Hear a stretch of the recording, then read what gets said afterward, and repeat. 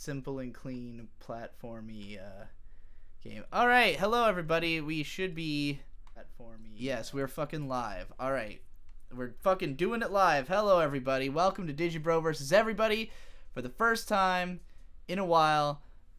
Things have been hectic for the last 2.5 weeks, and currently my laptop's in the shop, so May cannot play Phantasy Star Online with me. So instead, I'm just gonna play this fucking indie game that I've beaten at least twice already, called You Have to Win the Game, and it's just like a real simple and easy platformy fucking nonsense game.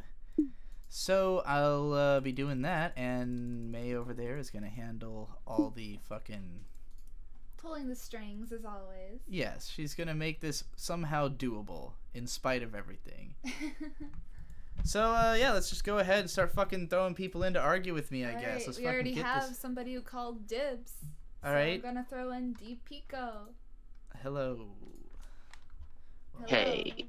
Hey, what's going on? What you want to argue about? All right. So there's I have like 10 topics more than that. So what do you want? Do you want to start off with the artsy one? So yeah, let's go for it. I think Bahi JD is a better animator than Yutaka Nakamura. Okay, why? Because I just think he has more utility than Yutaka Nakamura. I mean, I can't say I've like studied Bahi JD's work enough. Like his portfolio is just so much smaller than Utapon that it's hard for me to like I would say he might have more potential to, but I don't know if I would say he's like got a better do you think he has a better catalog of work, or you just like his style more in general? His style is I like his style more, and like, what do you mean you say better catalog of work? Do you think I think his work is better? I mean, I think it is. Like, I mean, when I think of what makes the best animator, I don't just think of like the variety of what they can do, but like just what have they done. Like Yutaka Nakamura has made so much animation throughout his career. Like, you know, I could probably find 30 minutes worth of his animation, you know, and many of my favorite fight scenes would be amongst those. Like Bahi JD might have quality, not quantity. That's fair. Well, this is kind of a hard thing to like agree or disagree or argue on, because it's sort of just a matter of taste, and I can't really formulate an argument for why. Okay, so we'll agree better. To disagree. So for now, I mean, it's possible I will eventually agree with that. But yeah, go ahead. I have something to say. For a friend and for me, remember when you said you tried to learn how to draw? Yes.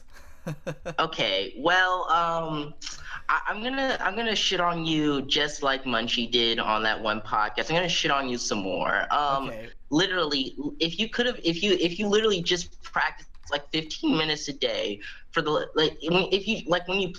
when you said, hey, I'm gonna learn how to draw. If you just continue drawing for like 15 minutes a day, you could have learned how to draw. I know that, but like, which 15 minutes out of the day am I supposed to sacrifice on the altar of drawing? You already knew how to draw. I think everybody inherently knows how to draw. Well, he means I'd be good at it by now. It's more of like finding your own style.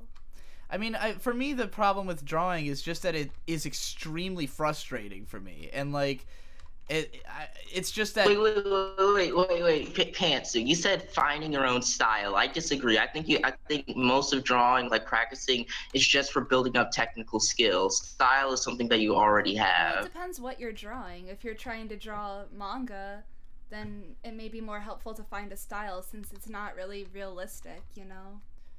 Well, I think what he's trying to say is that you have like an innate creative voice that like when you look at my artwork, even though it is shitty, you can tell I drew it. I draw every day, and I don't think my art has improved considerably. I totally disagree with that. I think your art has improved dramatically. But dude, I want to see your porn manga. Please learn how to draw. You know, I'm supposed to do a storyboard for a porn manga by a guy called Otto, who's pretty good. And by pretty good, I mean really good. but I just haven't gotten around to actually. My life has been quite busy lately, and for what it's worth, I understand. I may have failed the whole keeping up drawing, but Pantsu over there has, in fact. She's been drawing all the time. Credit to her. Yeah. The female sex has won again. Well, I just feel like, you know, her and my tastes are close enough that if she becomes an amazing artist, I can just write stuff that she can draw, and I won't ever have to learn how to draw. I can just let her do it for me. All right. Okay. After this, I'm gonna jump into some, I guess, headier topics. But one more. I think '80s girls are the best era of anime girls. Not the best era, but the most attractive. The '80s are the best year. Okay, thank you. Decade. Again, I don't really know how to, like, I don't know if I disagree with that statement. Like, a lot of my favorite anime girls are from the '80s. I mean, I think Girl Ranma is probably one of the hottest anime girls of all time. You know, the funny thing is, I was gonna like challenge you to like, I guess a cipher or like a rap album, like written a verse, but I'm not gonna say it because it's fucking terrible. Okay. By the way, you sound just like Munchie. I know. Dude, in your Discord, everyone accuses me of being Munchie. That's hilarious. I can tell you're not, but I understand the confusion. Are you from California? No, I am from Virginia, and 50% of my life I've been in Virginia, and 50% has been in North Carolina. So not even slightly. It's just a pure new type coincidence. No, I've never been in the West Coast. Literally never stepped foot on like California or anywhere near the West Coast. Amazing. But yeah, I have another one. Right. I feel like just pick pick whichever one you think will cause the most argumentativeness from me. Change in the world can't happen anymore. Okay, well now I definitely disagree. What is your argument that change can't The world's happen? too big. The world too is big. not big. The world is not that big. Okay, this is something I really want to make a lot of statements about, because I only really understood this from traveling, but like the world is not very large, and like for what it's like, not only is it not that big, but humans don't occupy that much of it. Like human beings only occupy about 10% of all this, less than 10% I think, of all the space in America. So like it's mostly just a big empty void of fields. And like if you go on a plane and you look down and you see a city that you think, oh, that's a big city, but then you see it from a plane and you're like, actually, it's not really that big. You can see the whole thing in one plane. And then you go anywhere and you'll meet someone you know. You know, like I can't fucking even tweet about a random police funeral procession happening in my town without getting someone like, yeah, I live in that town and I know what you're talking about. And I'm like, of course you do. I also am one to say I've had to reorient my sleeping schedule because I live in Bahrain just to be up here. You what? You are... I live in Bahrain, so I had to reorientate my sleeping schedule. Well, I thought you were in Virginia. How did you end up in Bahrain? No, I moved. My mother's in the military, so I had to move into Bahrain. I see. Well, I don't even know where Bahrain is on a map. Well, yeah. Also, another one on, I guess, one of social connections, an Evangelion-esque topic. I believe, I personally find, like, could you see yourself, like, helping someone? I personally think it's irrational to, like, be willing to die for someone. Or to, like, you know, or help someone to the extent that you're willing to die for them. Why do you think that's irrational? Or like a random person, not like, you know, a scientist, or like, you know. I mean, or like a person that you care about is what I mean. Like you do it out of like caring for someone. I feel like that's irrational. People shouldn't do that. I mean, if you think that they are more valuable than yourself, and if sacrificing yourself is the only way that you can help them, then I think it's, you know, if you're going to make a cost-benefit analysis on you versus them, I think it's fair. Usually the reason people are so self-sacrificing towards children is that, for the most part, you know, there's a lot more potential that they could pretty much be anything. Now, granted, it's not guaranteed that just because you sacrifice yourself, that person is going to be, great, but then you might be shit. So, granted, also, you might not be the best person fit to make a quality judgment on yourself. So I would say it's nuanced, but it can be rational. Yeah, but also I wrote down helping someone you care about. So basically, I was having a discussion in your Discord about how like they were like having a heated discussion. Well, I mean, it transformed to a discussion about normies and how they ruined our. I was arguing that it was everyone else basically disagreed with me except one person, but the thing that they were talking about was how like a friend obviously brought up how like his friend like they were in a situation where like they were in a toxic relationship of like abuse and like frequent sexual assault, and they were saying that they're like willing to die for this person, and no, not willing to die for this person, but like, and I'm just like, okay, if it got to that point where it's like they're in like they've been like sexually assaulted, they've been in like abusive relationship with their parents. Obviously, in this situation, this person should not. Them. I would disassociate with that person because it's too much trouble. Well, yeah. Would you agree? I mean, that's an extremely specific circumstance. Like, but I mean, to broaden from there and say it's always irrational is, it's like a totally different argument. Like, I think if you're making this on a case-by-case basis, then sure. That person probably shouldn't be self-sacrificing for that other person who is a piece of shit. Anyway, you've had enough arguing. We gotta bring in somebody else. Okay, you can bring in someone else. Amanda's not even looking at the chat to see if they want people kicked. She is reading a manga. Oh, sorry. I haven't gotten used to using your internet handle anymore because it's been so long. Alright, I'm gonna throw in Tread Ferguson because he was bitching in the chat. So, hello. Hello? Hello, what's going on? What you want to argue about? Sorry, May, I didn't mean to bitch. No, it's fine. I'm kidding. No, I just wanted to ask, or don't really ask. You can kick me out if it's not really an argument. Okay. But in your DIGIBRO, the Human Conrad Machine video, it was like DIGIBRO 8 point something. Yes. You were addressing all of the people in the comments who were complaining about your new editing style and like some of the filters you had started adding just recently. Yeah. And correct me if I'm wrong, because I'm going to sound like an asshole if I'm wrong, but I remember you saying that you had gone back to some of your oldest YouTube videos. Yeah. And you had seen, however many years ago that was, that even back then you were using some of those styles, and that anyone who was like, oh, he's changed or something like that. Anyone who was, being over dramatic with their complaints, you were saying just clearly doesn't know you. Right. And that, in fact, the way you are now is more authentic than the way you were. Mm-hmm.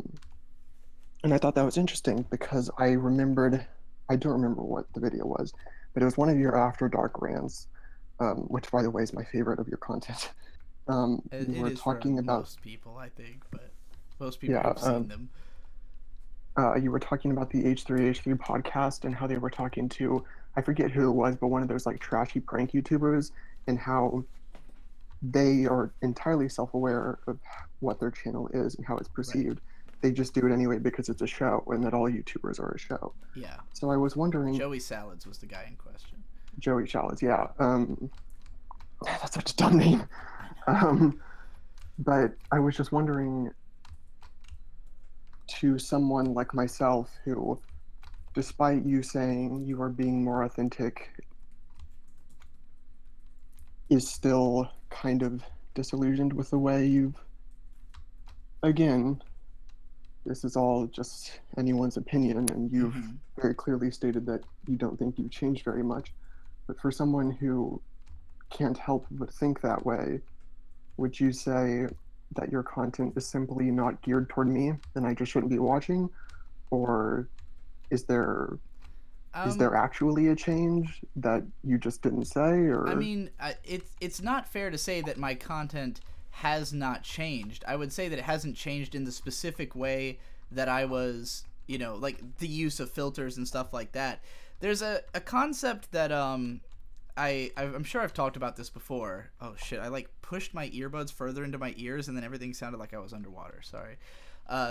Anyway, Film Crit Hulk, who was a film crit who I'm a big fan of, had this write-up about the concept of tangible details and how when people don't like something, they will often fixate on the tangible details of its presentation, such as, for instance, when the Fantastic Four movie came out, a lot of people were complaining that the actress they chose to play a blonde woman was not blonde. And when the movie sucked, a lot of people blamed it on the casting, saying like, oh, well, she didn't even look like the character. Why did they even pick that?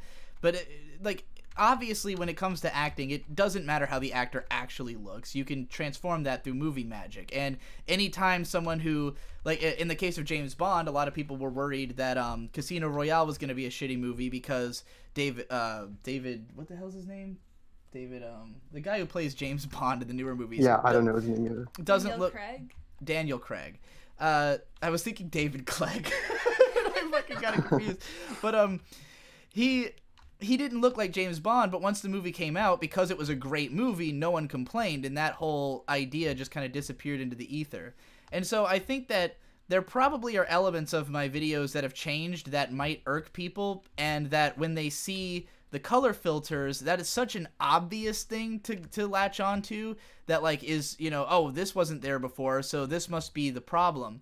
But I think that, for instance, one of the biggest problems with the vlogs from that era was that part of the reason I was using the color filters was because I couldn't really do that many camera angles. Like in the last house I lived in. Yeah, you talked about the way the walls were white and it made it seem too boring, so that's why you were adding all this stuff. Right, and I just didn't have like enough rooms I could record in, and like you know, my office room was so small. So like I think that if the videos come off visually boring, you know, like there's ways I could use color filters where they would be interesting, you know, and people would probably appreciate them. It's just that they weren't in the context of those videos. And so like, whereas color filters for me was like me sort of returning to my old work, looking at what I'd done before to make a video interesting, and then, you know, employing some elements of that, like, you know, it didn't necessarily work. So but I don't think that like it was simply the use of color filters, you know. It's more like this universal change in perspective or something. Like, if anything, I would think that there's probably plenty of people who just didn't like the lifestyle change, you know, that I was no longer like just clearly not the same exact person, you know. Yeah, I should have probably been more explicit. So first of all, I should say, I know I used the color filters as an example because that's what you talked about in the video, but that's weren't my problems. So I should have said that. Yeah. I just kind of feel disillusioned with your transition from I don't know, kind of a thinking man into no, not at all. Just like the way you talked, obviously, like your erased rant and stuff where you were screaming is an exception, but like for the most part, you were like quiet. I think of those old finish or fail videos where you were like extremely pondering, switching to we're all on drugs screaming in front of the mirror. Like, I mean, are my new finish or fail videos like that? I would think my finish or fail. Oh no, your new finish or fail videos are not like that, but like the Gecko Estate stuff. Yeah, I mean, it's a different. You know, I mean, Gecko Estate is a spiritual sequel to the Insomnia analysis videos. So, I mean, how did you feel about those old ones? Like, do you feel I felt that the Insomnia analysis videos were so good because we knew that you weren't sleeping and we weren't sleeping either, and that's why we liked it. See, the funny thing about that is that name is a gimmick, and I was never, like, actually up all night in any of those videos. I know, but, like, the way you're always... you know, it's always nighttime and you're always wearing sunglasses. Like, even if you're not, it still comes off. It's like, it still fits what we had seen to be DIGIBRO. So, but, I mean, I definitely think that I mean, in the case of something like the difference between the Gecko Estate and Insomnia analysis, I mean, I think it was clear in the videos that I intended there to be a change. Like, that it's not meant to come off as the exact same thing. That's why the name is different and all. Yeah. I guess what I want to know is I feel like I understand what you like about Insomnia, like what you like about the old videos, and I'm not sure what you dislike about the new ones that makes them feel like, what do you not like about the Gecko Estate? I feel confused because you said, you know, in those past videos that all YouTube is a show, and then the second you say, this is me authentically, I don't like it. So I'm worried, okay, well, if this isn't a show... And if... let me clarify that then. It's not that this is me authentically. Nothing I post online is ever me authentically, because that's impossible. It's impossible to capture. Yeah, like, I remember you saying that, yeah. Right, so I agree. What I mean, you know, when I say that it's all a show is that it is that, you know. Yeah.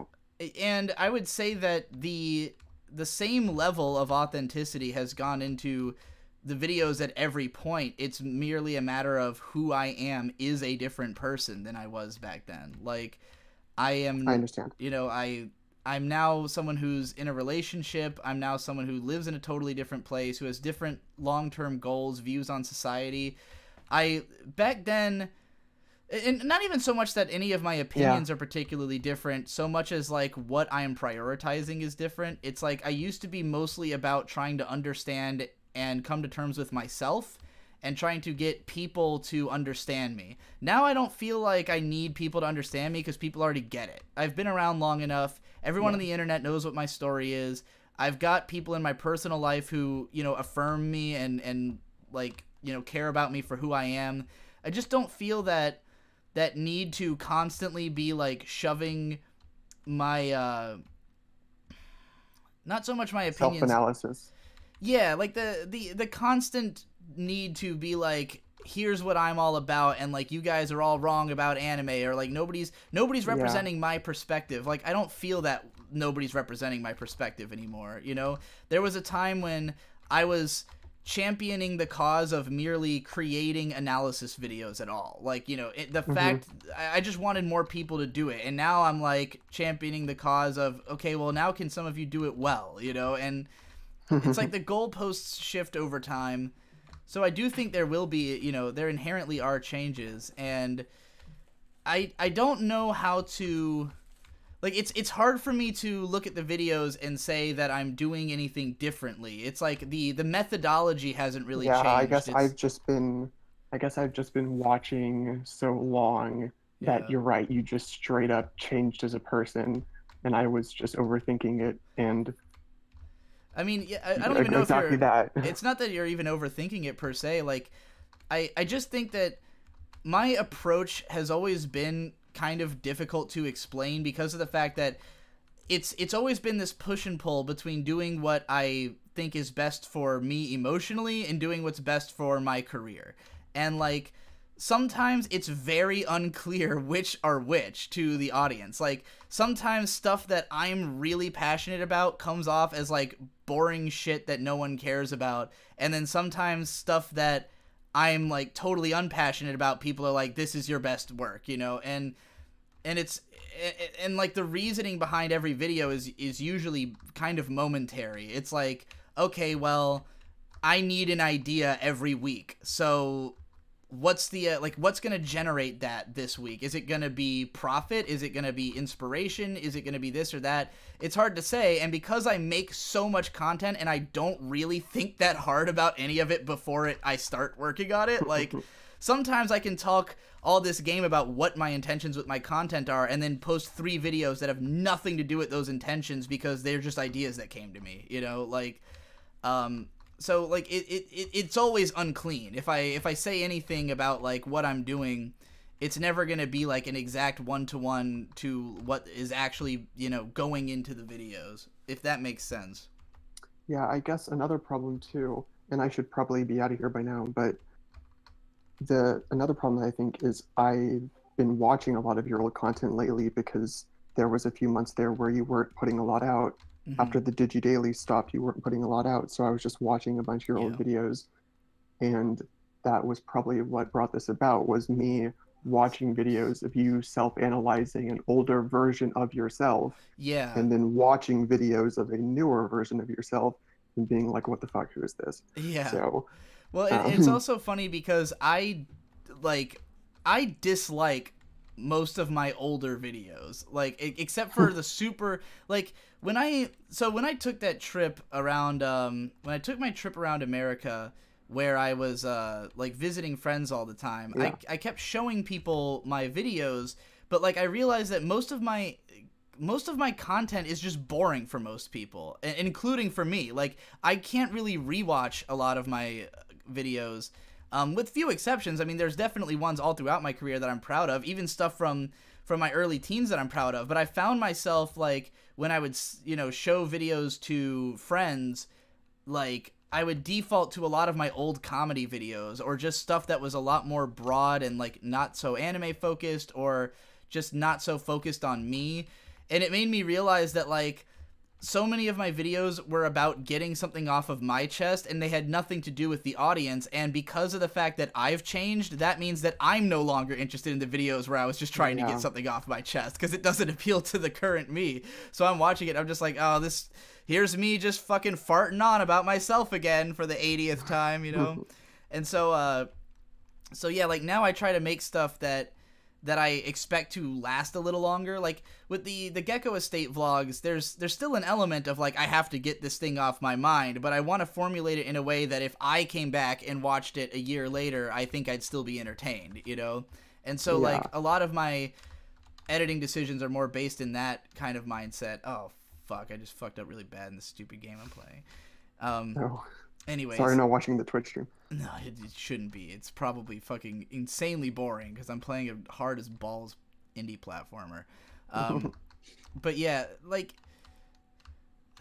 yeah, that's basically it, I guess. Just, what I want from the content has definitely changed. And if you watch like the commentaries that me and Devu have been doing on like all of my main channel videos throughout time, I'm always super hard on them because like, while the spirit of the video or like the point it's trying to make might hold up, like the writing quality doesn't, or like just that was the how I learned to write gooder video. That's like 3 hours. How to write gooder, and also just and not just writing better, but something I've come to realize recently is like a lot of my videos. I used to always say like my commenters aren't paying attention, and that is true, but it's like. You're never gonna get the commenters to pay attention unless you just make it so they can't miss the point, So like that's also another thing I've been trying to explore more now. And if you watch my newer videos, like I've been really working on like tightening the scripts to just be like super airtight and super like concise with the point and unambiguous, because I just don't want people to walk away from it not getting it anymore, So yeah, like little things like that might affect it. But again, even though I just said that, you might watch a video that totally feels different from that point. Because again, I can have an overarching logic to it all, but like in the end, what the videos come out as is just whatever I was inspired to make in that moment, Yeah, I'll certainly go forward acknowledging just literally change over time in a person's personality. Yeah. I mean, a lot changed by moving out of my parents' house, Like, It's hard to be the same guy when you're not hung up on the same shit, All right, thanks. All right, peace out. Let's bring in the next one. All right, I'm going to bring in Libido Cayman because he said I was pretty. That's one way to get in. Fucking coercion. Is that what that's called? Something like that. We there? We got him? He doesn't seem to have the same name, so let's put in comprehend! Comprehend. Comprehend me. Isn't that what I had as the I think he muted himself. Vampire Hunter D's. Oh yeah, Vampire Hunter D's nuts. More like. Hello. Vampire Hunter D, you there? Is he role-playing Vampire Hunter D by not talking? Because Vampire Hunter D doesn't generally talk that much. Let's see. Who else we got? Pax Xenon? Pax Xenon? Yo, yo, yo. Yo, what's up? What you want to argue about? Hey. So, yeah. So 3 weeks ago, I was like, had this idea. Okay, so your goal was to hit 1 million subs by the end of the year. Yeah, I mean, I hit a pretty big roadblock on that over the last couple weeks, but I'm still gonna call that the goal for now. We might have to shoot for 750K at this point, but we'll see what happens. Yeah, like I had this idea 3 weeks ago. Sorry, I'm like on the spot right now because I'm suddenly in. Oh my god. I know, right? Okay, so my idea is that you should like do more to get the more mainstream appeal. You should like consider doing more of the style of Giga and like Mother's Basement, that kind of thing, to bring in more people, while at the same time trying to sell yourself. And I mean, it's kind of hard to do because your appeal has a different base, right? Because Mother's Basement and Giga is more mainstream appeal, and yours is a more. What would you describe as the style of Giga and Mother? Because first of all, I don't think their videos are very similar to each other. It was like, what exactly about them do you think I should copy? I mean, you're like, I enjoy listening to your videos because you have your own opinions about things, and like I really like seeing the other side, the contrarian side, right? Sure. Sometimes you agree with the mainstream and sometimes you don't. I don't know. It's just like maybe it's just trying to get more of the appeal in the videos. People like their videos are a little more flashy in their editing. I mean, like you got your new like drug thing going on, but I don't know what. I mean, I don't even really edit my videos for the most part. It's mostly Devu who edits them, and he usually does a pretty flashy job. Also, just for the record, before this becomes a sticking point, not smoking weed anymore. Haven't been for the last 3 weeks or so. But that's just an aside. I don't know if it ever even really affected. I mean, it definitely affected my content insofar as it affected the way I analyzed things, but then it kind of just stuck. It wasn't like something that was like, oh, I'm high all the time, so I think of anime this way. It was like just kind of changed my whole perspective on stuff. But I mean, when I think of what does Mother's Basement do? Why is he successful? Mother's Basement is successful because he has perfect understanding of search engine optimization and the YouTube algorithm. What he does is he literally pays a guy to tell him what stuff is popular and like being talked about on social media, or to predict trends in upcoming stuff that's going to be popular, and then he just covers them. And because he's somebody who is very easily excited by basically any piece of media, he has an easy time coming up with something to say about it. And he also has an easy time filling 10 to 15 minutes because he doesn't really tighten his scripts down that much, the way that I do. So because of and he cranks out videos constantly. He has a stable of editors, not just one. And like the only reason I have Devu is because of the fact that he understands what I want from my videos pretty much perfectly. In Jeff's case, it doesn't matter because they're not so specific in personality as to require that kind of editing. It could just be what the fuck ever. So if I took that kind of factory approach to my content, then I could pretty much catch up to him. And that's kind of what I'm doing with Anime of the Week, because rather than, doing it on those terms, I came up with a way to just make fast, easy videos on my own terms. Anime of the Week, so I fucking the second video of that, I literally edited in 1 2-hour sitting. Like, it's the easiest thing in the world to do. So in terms of gaming the algorithm, I know how to do that. In fact, I taught Jeff how to do that. Yeah, like you can like do episodic, like all the small channels are doing that, all that, trying to grow an audience by doing that, or like talking about the new thing. Yeah, I mean that's what Anime of the Week is the episodic new thing show. So I'm already ahead of you on that one. I don't know if you've watched my show. Well, that's good. Like most people like do like whole episode analysis and that kind of stuff. Like I don't see your kind of analysis benefiting from that kind of stuff, but like it's still good. Man, I had more talking points, man. Putting on spot. Oh my god. As for Giga, the main appeal of him is that he, puts the comedic elements, and it's not so much the flashiness of his editing as that it's multifaceted, that he incorporates like voice acting. Yeah, I like his jokes, yeah. Stuff. I think he's the least funny man in the entire universe, which is why I don't watch his videos. But that's I mean, I enjoy his jokes though. Yeah. I mean, my sense of humor is essentially like I don't really work that much humor into my videos because I think that including my sense of humor into the videos would make them less accessible. Like, I don't know that, like, you know, that it would help me to reach a bigger audience if I tried to make my videos funny in the way that I would find them funny. But I don't know. That might be a pretentious statement. It's kind of hard to grow a bigger audience if, I mean, your video appeal isn't that appealing to like even more people. I guess like you're trying to like. Oh, I'm definitely extremely niche. But the thing about it is, you can kind of. The way I've always built my career is just by teaching people that they wanted something they didn't know they wanted. You know, like, the way I started in the beginning is I used to do My Little Pony analysis way back in the day, and it was not really a genre of video that existed, but I thought it was a good idea, and so I figure, well, there's got to be other people who will think this is a good idea if I think it's a good idea, and there were.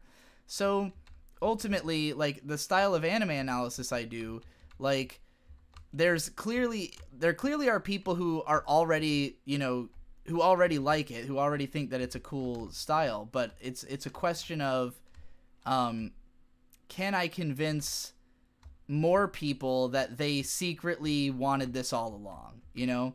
So, like, with I think that more of your attention comes from your contrarian opinions, like how to find an anime is shit in one episode. Mm-hmm. So I've been applying that a lot to my all my watches, so I can like find my own taste. Like I know my taste now, right? Ever since you put that video, I was like, oh, I can automatically tell when, like, Darling in the Franxx, that first episode was so shit. I don't know why I put myself through that one, but anyways. Like, you can do more of those, like, big asterisk tour series, and then you can get I've got more one coming. I'm going to do you know? Shinsekai Yori Sucks. So man, that's the going to be ultimate contrarian opinion. That is going to be big. Yeah. Yeah, just, I guess, like, you can try and find more of those, like, big controversy videos, and then you can get maybe subscribers that way. I don't know. Yeah, that's the goal.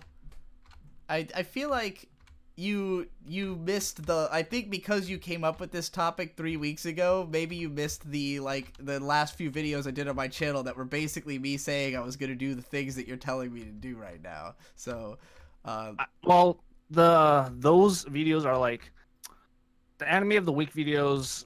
It's your quick clips and not I don't know.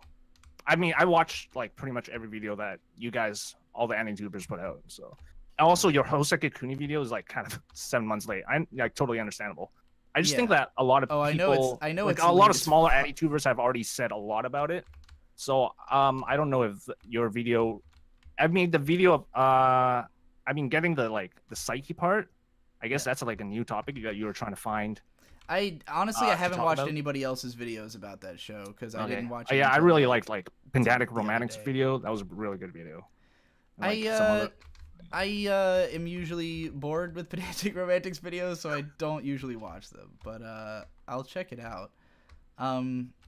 Because, you know, it's mean of me to say that when she hangs out in my Discord all day and shit. But yeah, I mean, with the Land of the Lustrous video, the only reason I did it is because I put out this video where I said that any show that if you requested me to do an anime and it got 200 likes on that one video that I put out, then I would do a video on it. So the idea was anything that people give me 200 requests to make a video about surely is something they want to hear me talk about. So Land of the Lustrous got a hell of a lot of likes. A lot of people wanted me to cover it. I watched it. I covered it as best I could.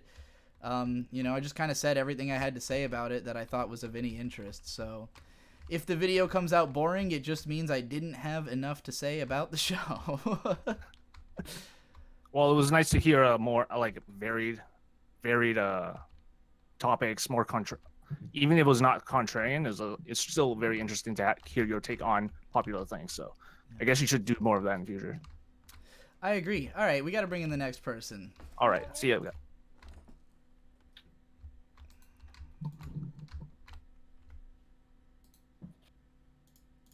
I'm gonna put in Spork. Alright.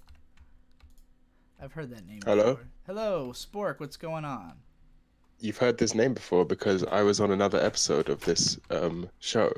Well, I feel like I've read your name before, so that's why. I do comment on a lot of things, and I also emailed you for a while, and we were gonna do. Oh yeah, you're gonna be on a song. Yeah, I was gonna do a song with, and then. Which you then just never, just low key. No, I'm not actually sorry about this, but low key, you just sort of stopped replying to me. And then I just was like, these must be busy. I had some weird life events happen over the course. Yeah, of this I entire month. figured you must be kind of busy, and that's why. So I didn't want to prod you since. I mean, I didn't want to pester you since. Guys, you're still. I'm not paying you. Audible. Sorry. They're just like Tom and May are like behind me, like sub conversing while I'm streaming. All right. Nice. Anyway, what? No, I didn't say it was. It goes. This stream goes forever, dog. It goes for a while. Anyway, what do you Sorry for interrupting you, Spork. Continue. No worries. It's your show. Well, before I get to my argument, I'd just like to congratulate you. Last time I was on here, my first argument was that Trial of the Golden Witch is terrible. But I saw your Ain't Yo Shit / Get My Bread Fix My Head video, and I hadn't heard those songs before, and those were actually good songs. So well done. Well, you did songs good. are a year old, but good. Glad I somehow missed them. My biggest problem with your stuff was that your lyrics are crap, and you made songs that made me not care that I didn't like the lyrics, which was good. Anyway, it's funny that you like them, and a lot of people do, because those are like the only songs where I produced it myself. Like, that was my like baby's first FL Studio loop build, just made out of like every sound effect that FL Studio has, and then it was born out of, because it came out not long after Gay and Dead, and it was just kind of my frustration with the fact that like that people respond so much better to the stuff that doesn't sound like I made it. So I decided to make a song that sounds like I made it and say this ain't yo shit, and then apparently some people actually like my production. So thank you. That was good. Anyway, my real questions. As you may remember, last time I came on here, I offered you a choice of 3 questions, and I will do that again. All right. Well, not questions, argument propositions. Sure. My first one is your recent Twitter debacle where you claimed that blocking roads is literally terrorism, which is extremely retarded. I'm sorry. All right. It's just what a very is your stupid argument thing for to say. why it is not terrorism? It's all right. This is just going to be arguing definitions, so it's kind of a stupid one, but that's right. You were giving me options. That's right. All right. Well, then what are the other 2 options before we? The other one is a very small point from your Hoseki no Kuni video where you mentioned that they is a bad gender neutral pronoun and we need a new one, which is good. I think that wasn't even in the video. It was just in the description. In the description, yeah.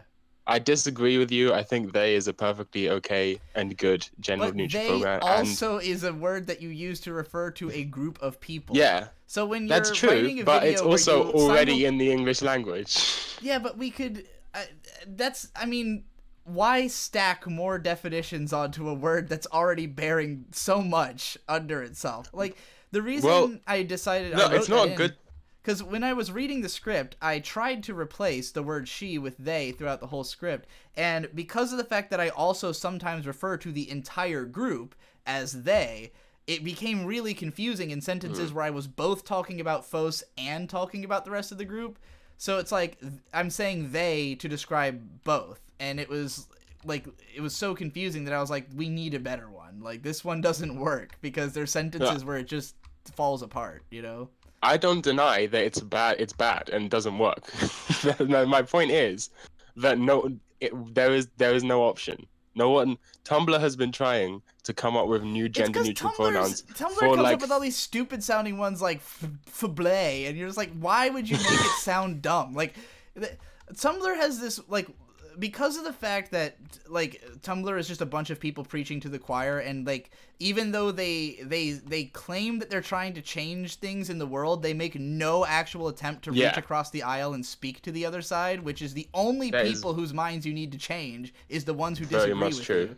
So like when you make a bunch of like stuff that sounds artsy and gay, like no one's like the people who are homophobes are not going to want that, you know? You got to give them something that they're going to be like, Yeah, that like make it sound badass. Make it sound like somehow, you know, like how the whole brony movement, like, you know, constantly tried to insist on how masculine and badass it was so that society wouldn't look down on them, even though it was literally a gay thing. Like, if you were actually in it, you knew better, you know? Yeah, I know.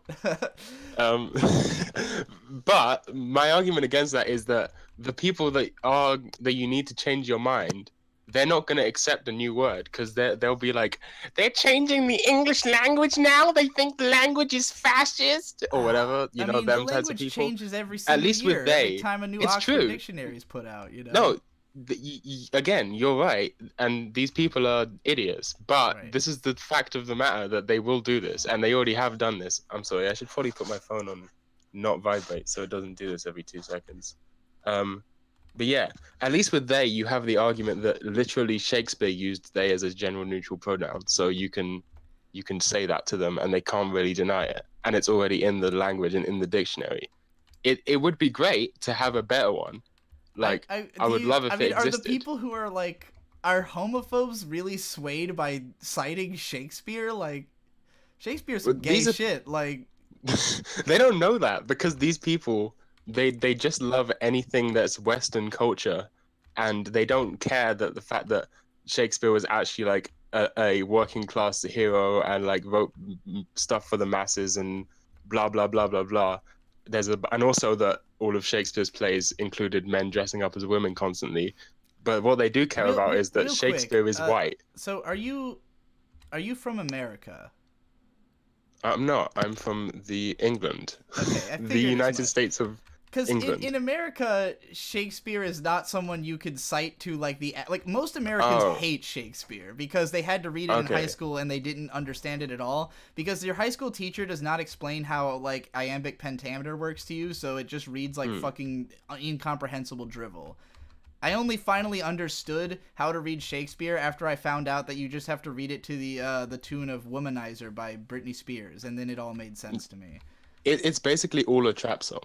All of Shakespeare is a Migos song. And if you read it that way, it suddenly you're like, oh, now I understand what the fuck they're saying. But like somehow through all the years of education I had, no teacher was able to explain that to me.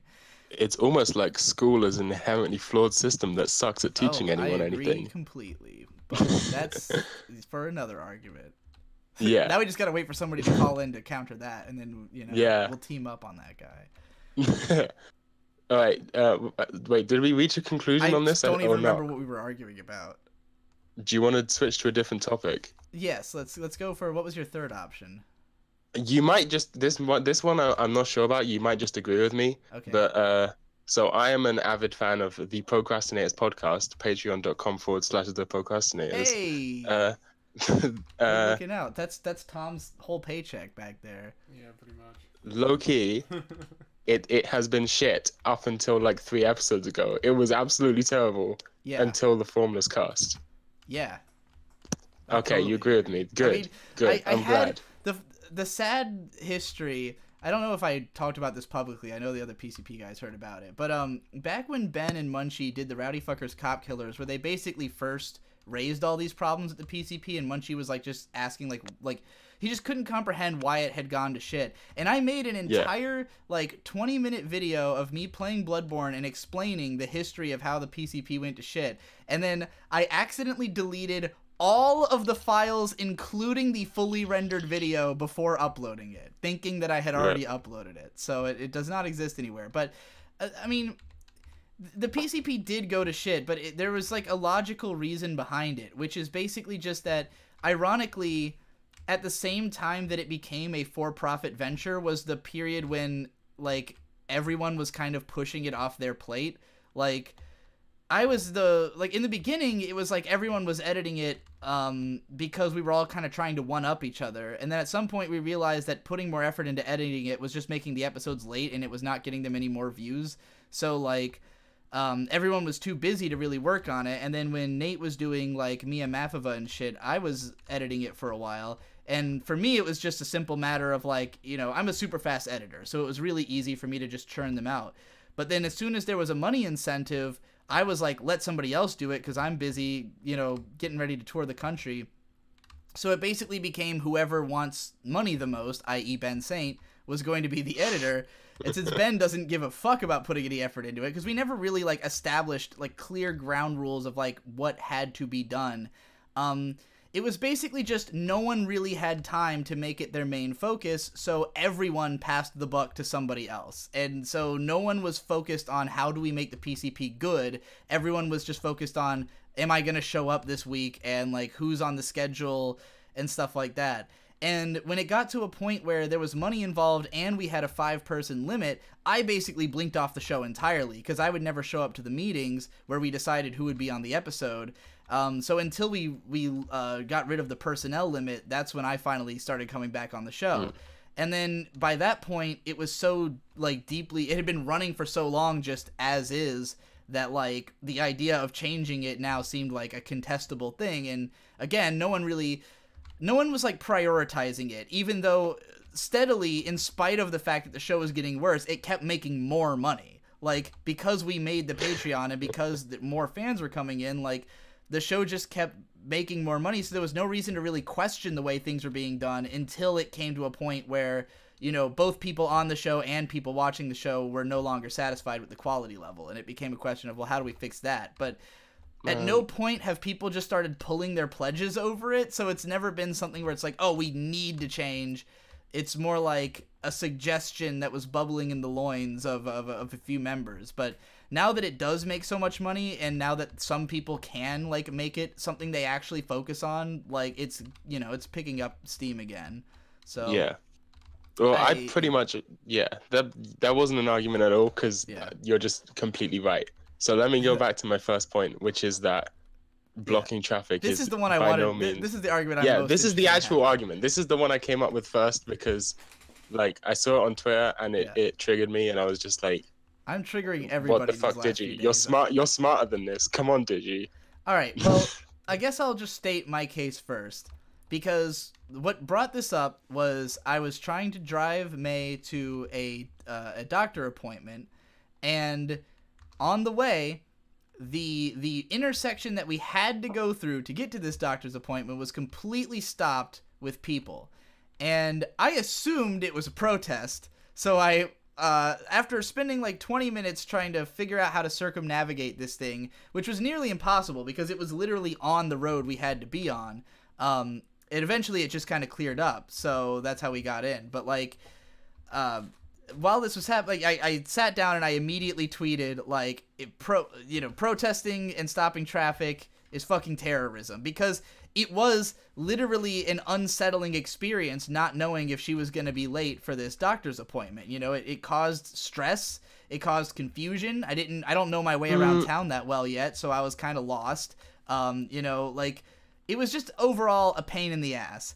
And I feel like there's so many. All right, minor inconvenience, or even major inconvenience. I would class this as a minor inconvenience, but then I remembered that America doctors cost money, so major. Even if it was a major inconvenience. Okay, well, it's consider not, that it wasn't that bad for me. However, consider the fact that ambulances couldn't get through this road. So let's say someone's dying. They're dead now because you guys were clogging the road. You know, I said this on Twitter. I'm kind of doxing myself now, but I did say that on Twitter. That I don't think it's a good thing. I don't even think it's a good method for protest.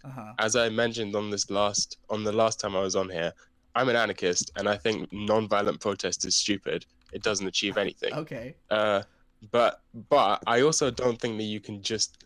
And also, it's kind of poetic that it turned out to be a cop that caused it in the end, which are terrorists, because they do actually kill people on purpose. I don't disagree with that either.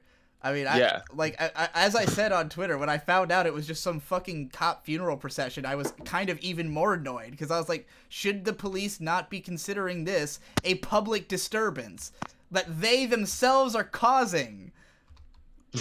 And apparently someone told me that it's been like it's been causing disturbances for days, because ever since this officer died, there's been constant news vans everywhere reporting on the fact that they were going to do a funeral procession, and that was stopping up traffic and like choke points in the town, and just overall it's a nightmare. But like, the way I see it, to stop up traffic in such a way that is going to, like, it's not just a matter of inconvenience, it's a matter of a mass inconvenience. It's a matter of, like, wasting everyone's time, and that ultimately is going to cost an amount of time equivalent to human lives. You know, it's like you're kind of like, if you exhaust like 80 years worth of human time in one traffic jam, is that not equivalent to just killing somebody? Can I say something slightly off topic for a second, because I've just seen something that's very amusing. So I just looked up the definition of terrorism on Urban Dictionary because I thought it would be funny. And I don't know if you know, but on Urban Dictionary, it has a little randomly generated thing that says, get a blank mug for your brother-in-law or family member, and then random name, and then like that, when you type in a word, because they're trying to sell merch. And when I typed in terrorism, the randomly generated one was, get a terrorism mug for your brother-in-law Abdul. That's pretty good. So anyway, what did it say? Was it anything funny? Oh, it doesn't. It says the cheapskate's way of harming one's enemies by using radicalized believers to carry out the barbaric attacks because one doesn't have the sophisticated weaponry to do it remotely.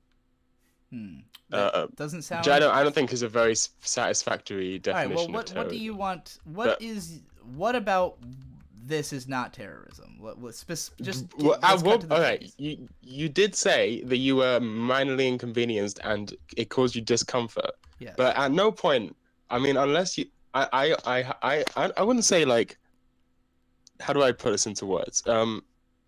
Look, you're not a pussy, is what I'm trying to say. There's no way that this caused you terror. It may have caused you to be a little alarmed, but not terror. I don't know you. If I were maybe in the back of an ambulance, like, on the way to the hospital, and I've heard there was a fucking protest outside, I think I'd be terrified. Okay, but that's not, they're not doing that on purpose. And also, I saw previously there were Black Lives Matter protests that blocked roads in London, where I live, and they did let an ambulance through at one point. There was an ambulance there that had its siren on, and they purposely moved to let it through, and then restarted the protest to stop everyone else. That's good of them. So I even if it was a protester or a protest going on, there's no way of knowing whether they would have or wouldn't have moved in that very specific example where someone could have been injured. But in real life, no one was injured, and no one was even terrified, which is the definition of terror. Like, no one was actually caused, like, panic or fear.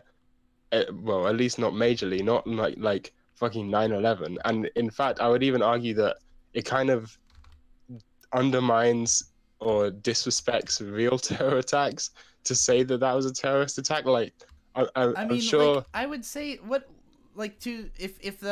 we're gonna talk about intentions, like, ultimately what the intention of a road blockade is to cause a disturbance in service of drawing attention to a point, right?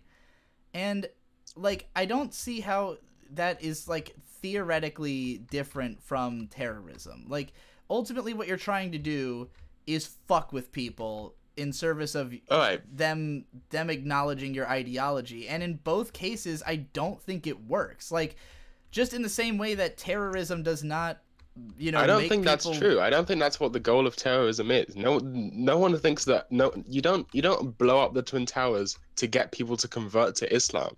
Like, it's not supposed to get people to agree with you. It's supposed to rile them up. Whereas the point of a protest is to show that there's movement behind this thing and a lot of people care, and, like, maybe you should consider it or raise awareness or something.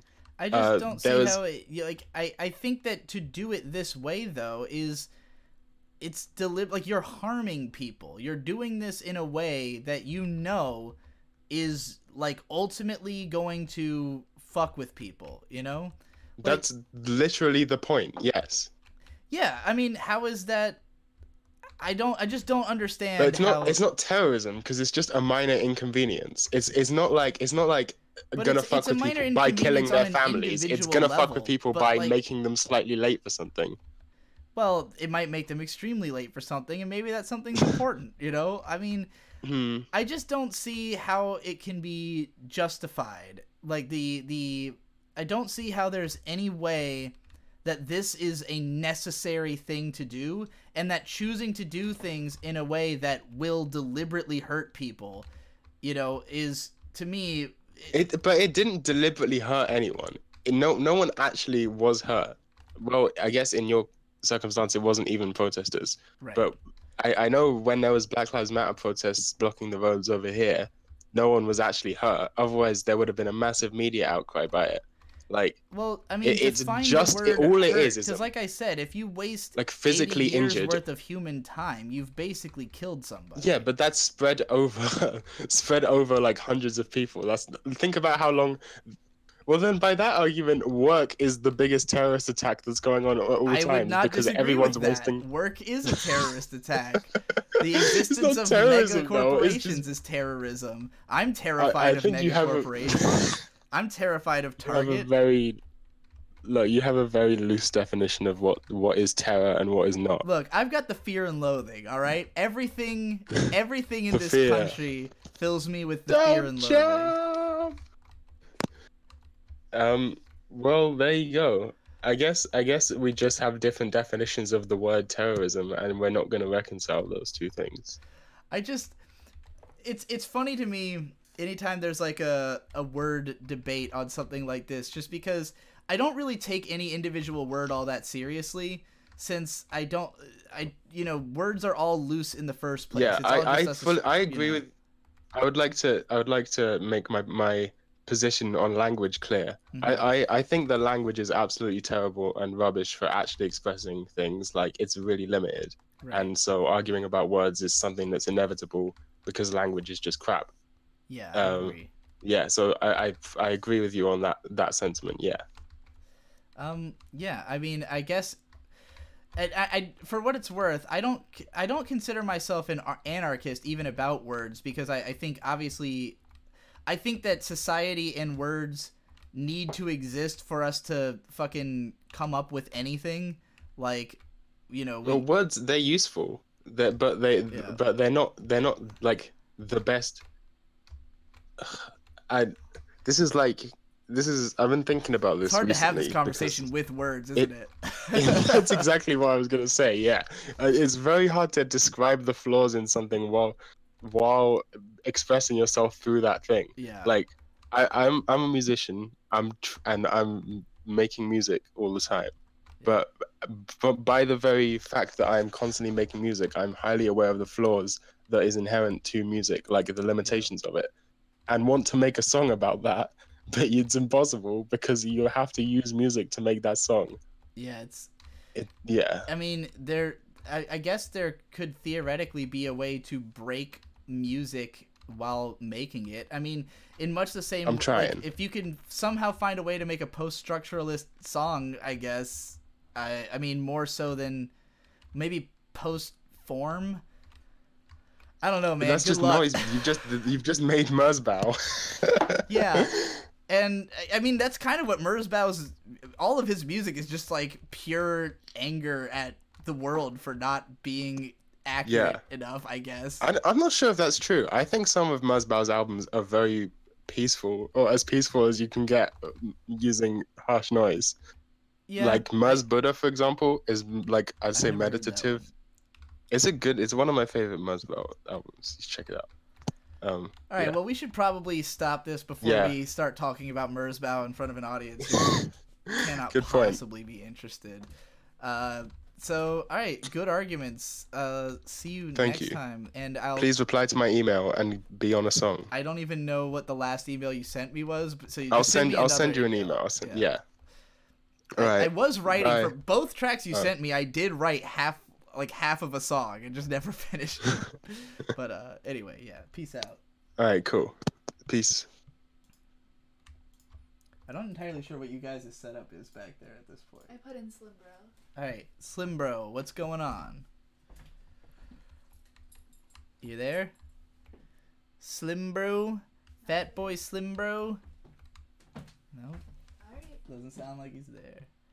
I'm here. Oh, he's here. Well, okay. Hey, all right, what's going on? What's your argument about? Okay. Oh shit. Okay.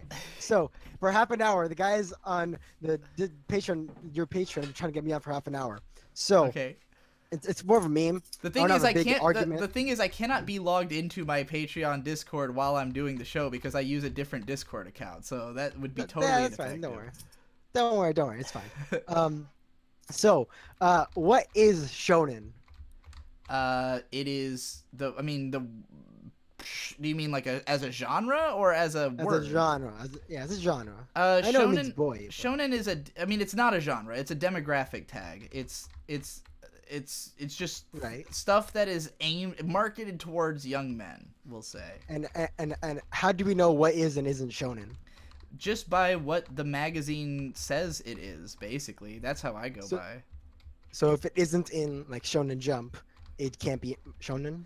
If it's in a, I mean, if you're in a magazine that considers itself a seinen magazine, then it's seinen. If you're in a magazine that considers itself a shonen magazine, it's shonen. That's the way I've looked at it. Well, I mean, for example, I would consider Gurren Lagann to be a shonen. Well, personally. Gurren Lagann, I mean, it's an anime, so like, I mean, it's probably, considering that it's a clock show, that means it aired on Sunday mornings. It's probably aimed at little boys. So, like, I don't think that's unfair to say that it's a shonen. Like, that's probably who it was primarily marketed towards. But, right. So the argument I'm trying to make is, I don't think that we should just like classify anime by what like magazine it's on. I think it should take it as like does this have the qualities of what shonen is? Okay, well, I don't think shonen is an effective genre tag because I don't. Yeah, I know. Yeah, we're talking about this in the Patreon also. It's not really an accurate way to think about it. All right, that was fucking stupid. That was just a meme trying to get on. All right, real arguments. Fucking. So, what's your favorite ice cream flavor? Vanilla. That's plain as fuck, but all right. I made a whole video called In Defense of Vanilla. I know you know this. Oh, yeah, I watched the DigiDailies. All right. I personally think that cookies and cream is the better flavor, but everyone keeps saying that cookie dough is better, and I don't think that's right. I think cookie dough is disgusting. How can you think cookie dough is disgusting? Cookie dough is better than cookies. No, it's not. It's like uncooked. It's like eating raw eggs. Like you have to cook it first. Look, I mean, eating raw meat is, or like less cooked meat is good. Like, No, it's not. You don't want to like overcook your meat. You don't want it to be fully cooked. You want it to have some give. Some blood in there a little bit. Maybe. Personally, I like well done. I don't like medium rare. It's hard to chew. And another thing, cookie dough makes you too bloated. It makes you feel bad eating it. Just don't eat too much of it. I mean, I don't really have much of a sweet tooth, ice cream. So like I'm a one scoop kind of guy. Like I don't really run into that issue. Well, clearly you got a whole different type of mindset there. Yeah.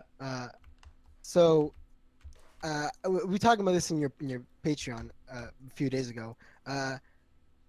You were saying that Karakano was the next step in the next logical step to Ava, right? Yes.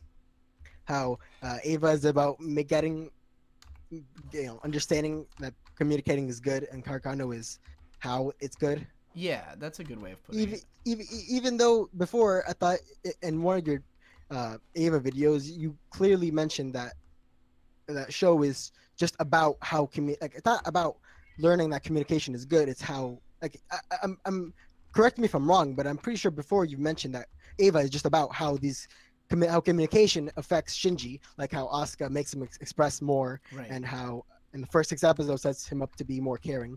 Yeah, but I mean the thing is that in Ava, it's Shinji constantly is learning from people, and like the communication is doing things to him, but he never really recognizes it. Like he never comes to terms with the fact that like people need him and want him, because like right down to the end, right down to the wire, he's constantly questioning like whether or not like it's good to like exist, like for him to exist and to communicate with other people. Like all of his highs come from that, but all of his lows come from that. That's what the hedgehog's dilemma is. It's this constant question of like, I want to get closer to people because it brings more out of me, but it also causes me more pain. So is it worth it? And in End of Ava, the whole conflict of the end of the movie is choosing between just going into a collective and being accepted by everyone inherently because you're all one mind. So like the individuality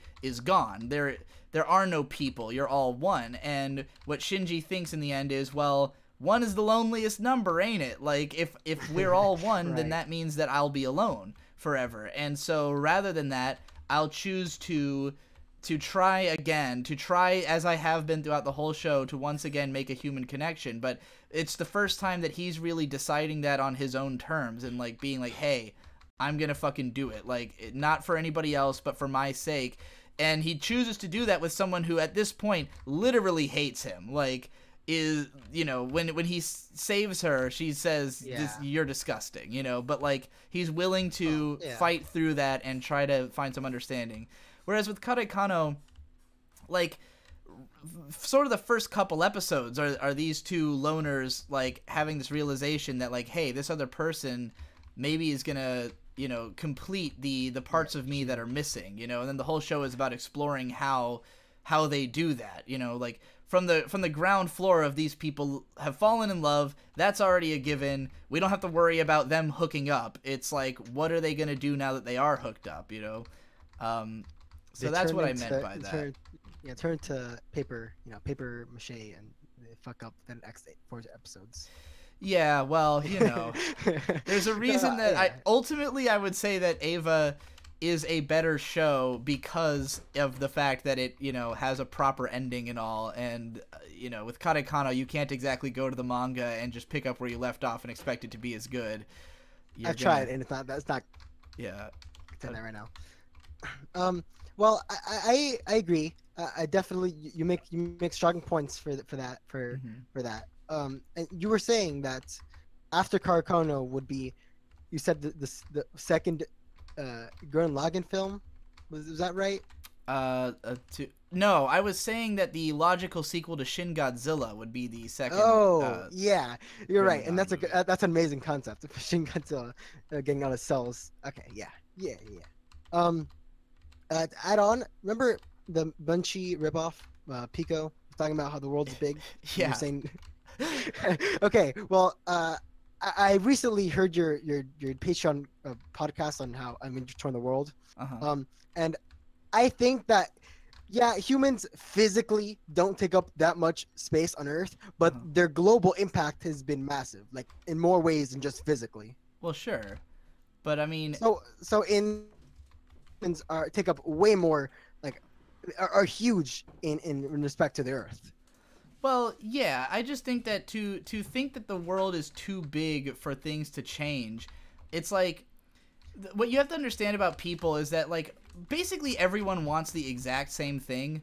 Like, they don't understand that they don't understand that fact about themselves for the most part, because everyone wants it in different terms, but like everyone's kind of shooting for the same thing. So I feel like as long as you can appeal to that broad base, that like deep human need, you know, and you can make people believe that whatever you're pitching is going to appeal to that broad need, you could basically reach anybody, you know. You can you can, but I think the world, like, now that there's so much communication and clearly we're recognizing that, I mean, I personally don't even think that the world can change, but I'll humor the argument anyway. I think the world, because we're so interconnected now with all the cell phones and internet, that now we understand that people are like completely, sometimes even not non-negotiable. Like, some people just don't want to talk, and people are, even though they try,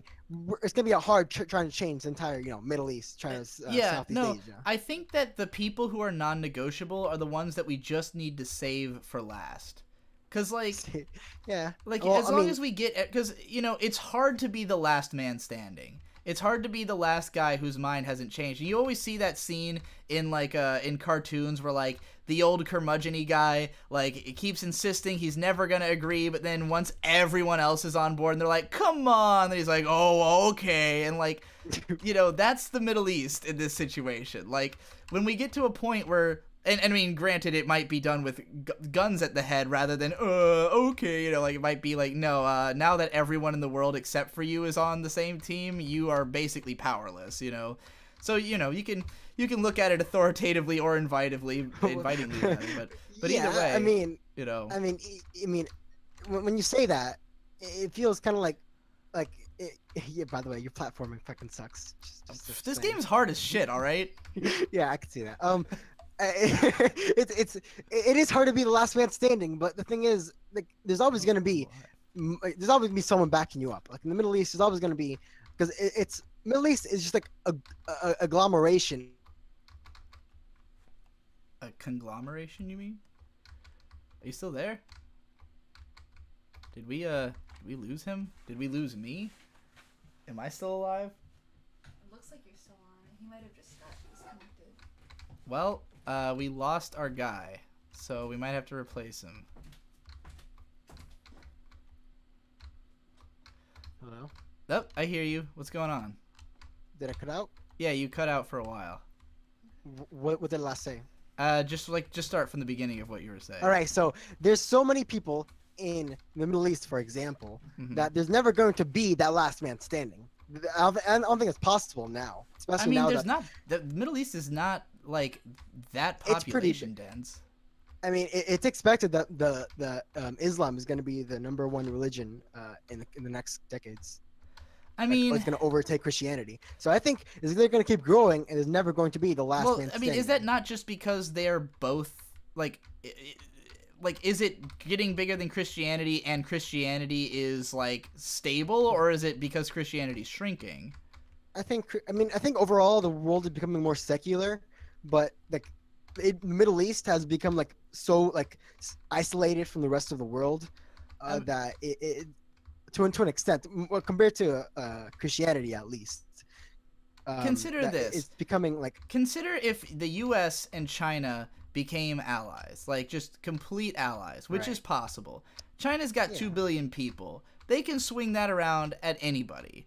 Like, I think that if all the big global powers were on the same side, and I think this is low-key what Trump's trying to do. Like, I understand that, like, probably all of us are going to doubt his approach as long as possible. Yeah. But, like, I really think that what he ultimately wants is to get Russia and China to have just a less contemptuous relationship with the U.S. Because if all of those people were on the same side, it's like, how can you even disagree with that amount of force, you know? So, and like, there's no point in us continuing to not be allies, because like we can't go to war. Like, we'd all die. Like, everyone knows that, like, literally war is... The only thing saving us from war is nuclear bombs.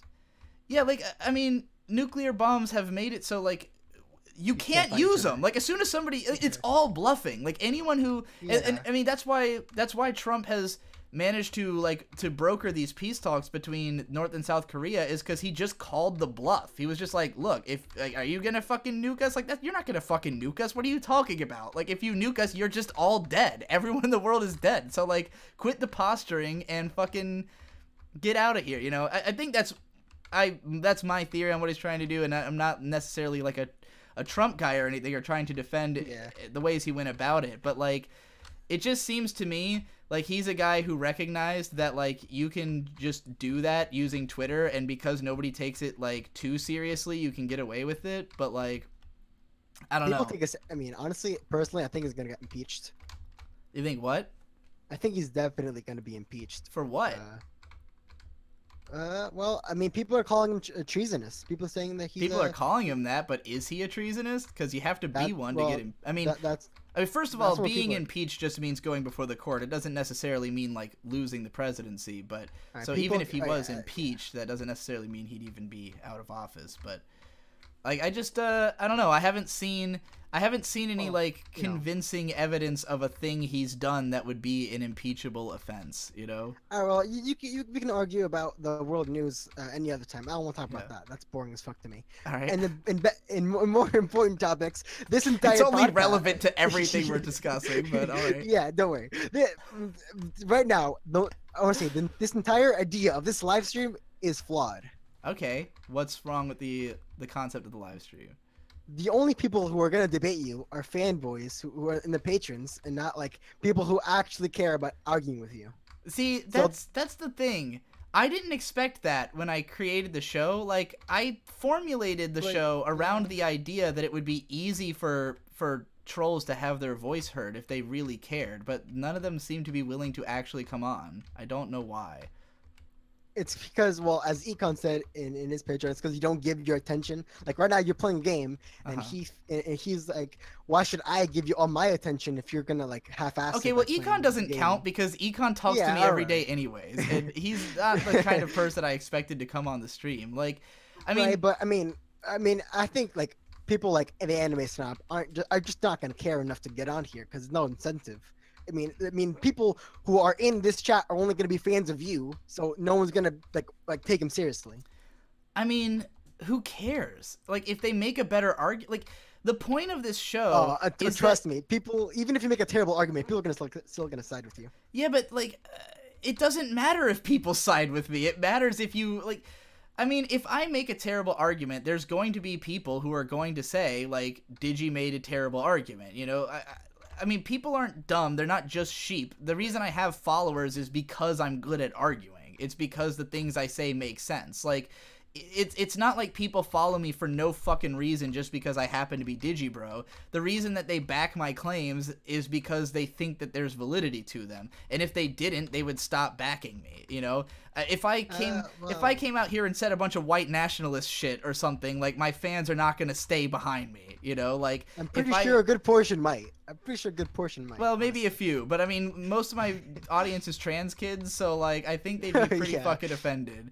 But like, you know, I just feel like if these trolls actually have an argument, if they have something that they can actually get me on, then it shouldn't be hard. You should just be able to come on and say, Digi, you're a piece of shit because you did this, and if I really am a piece of shit who did that, then I'd have to either confess and apologize, which would be, you know, I'd be willing to do that. I mean, if it was something that I felt I had to for, or I'm going to argue with you, and if you're in the right, you should be able to make me look stupid. And like, I mean, we all saw what happened to JonTron when he went on a debate show. Like, his own fan base completely turned on him. So like, it's not as though that's, you know, not something that can happen. So I think, you know, if you ask me, the reason why none of the trolls have come on is because none of them had a fucking argument in the first place, and they're all full of shit. And they can come on here and fucking try to prove me wrong, but they're literally too pussy to do so because they literally know they will lose. Right. So, you know, there you go. That's why the trolls aren't coming on the show. So then what's the point of the show? So then what's the point of the show? Well, the point of the show, at this point, I mean, at this point, you're like, if you look at how many people are in your Discord compared to the first couple episodes, this is like very small. Yeah, so well, at this point, nobody knew that the show was coming back today because I didn't do a good job of advertising it. Okay, yeah, that's a good idea. That's a good plan. Because part of it is that you know, it's been off the air for a few weeks, and I've been a month actually. I haven't really been clear about when. I keep saying it was going to come back on Friday, but then, you know, not only was it 20 minutes late because I literally forgot how to do the stream. But I also didn't really announce it ahead of time. You know, if I had put out a video on After Dark saying like, "Hey, DIGIBRO versus everybody is back," I don't even know how to do this puzzle I'm trying to do right now. I think you have to. Oh yeah, you're right. That's probably need another. You know, I don't know. But yeah, you figure that out. Okay, so yeah, yeah, okay. So what the point of the show is basically that I think the way forward for humanity is to recognize that we all need to just actually communicate. That, like, the biggest problem, and this includes a problem with me, is that I tend to just tell people who don't agree with me to fuck off, and then I run off to just go talk to the people who do agree with me. You know, like, I've used the PCP as my little clique, and because of the fact that it's a group of like-minded individuals who are going to agree with me on shit anyways, I feel safe there, you know, and I don't have to confront like people who I don't like. But the only way I'm going to clear up the misunderstandings about me, or to, you know, to hash out whatever disagreements we have, is to just do it, you know. And in the end, one of our minds has to change, or else we have to just agree to disagree. And if we do that on amicable terms, that's great. So far there hasn't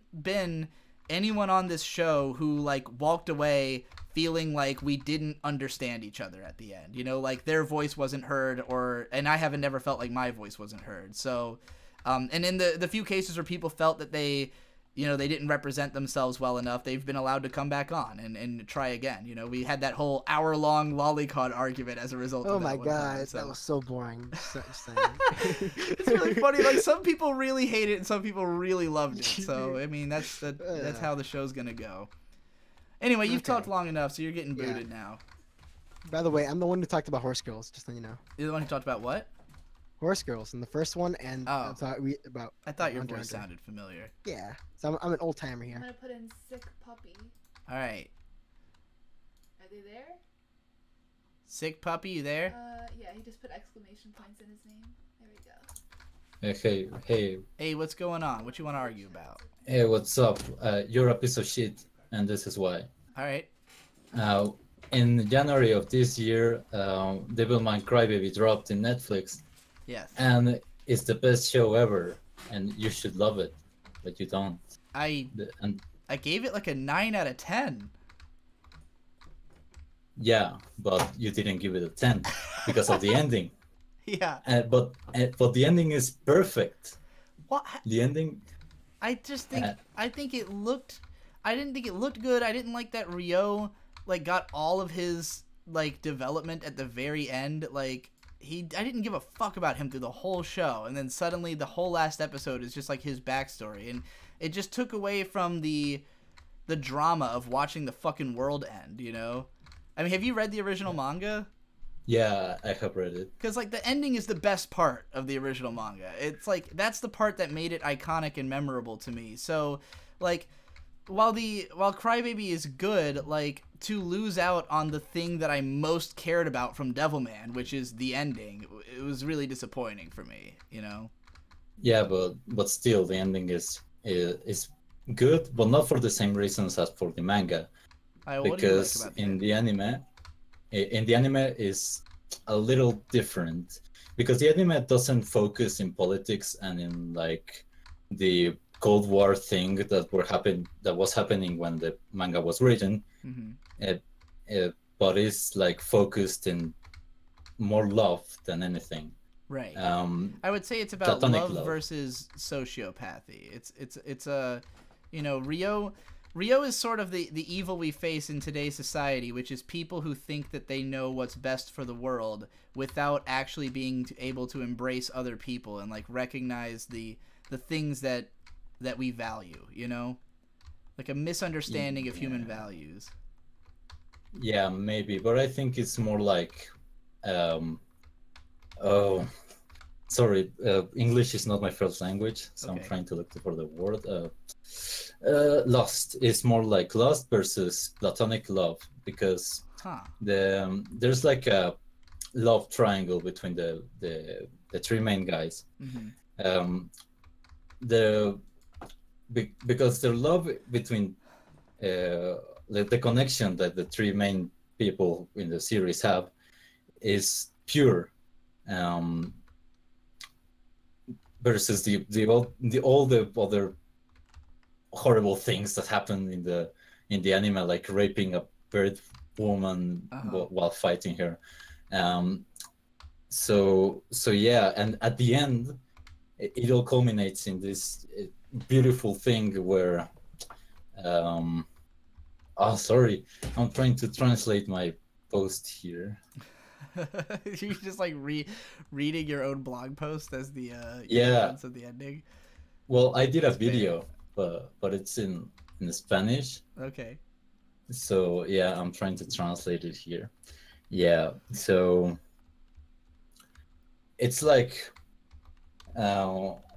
here the tears that fell off of Satan in the and from Devilman, it's not like tears of pain or love. It's more like I hate Spanish and English. Just try to think of it without reading your post. Just think of your own. Okay. Just restate the exact same point, but try to imagine it in English. Yeah. Let's see. At the ending of Devilman Crybaby, Satan and Devilman are like at the end of the world. Everything is destroyed. There's nothing, because Satan wanted only to be with Devilman. Yeah. The love that was between Devilman and Satan was completely platonic, and Satan made it real, but destroying the only thing that he wanted. And that's why he cries at the end, not because he lost the only person that he loved, but also losing everything that he worked for, and everything that he had for him disappeared. And he did it. He did everything to destroy himself. It's a story for focusing on the destruction of oneself. In your video, you mentioned that they made him like very Kira-esque, from Death Note, but I don't think that was the case. Because Kira in Death Note is very cold and very self-centered, and he doesn't care about the people that are involved in his antics. But here, Satan is very worried about Devilman. Not so much the girl. I forgot her name. Yeah. But I mean, you know I the guess girl.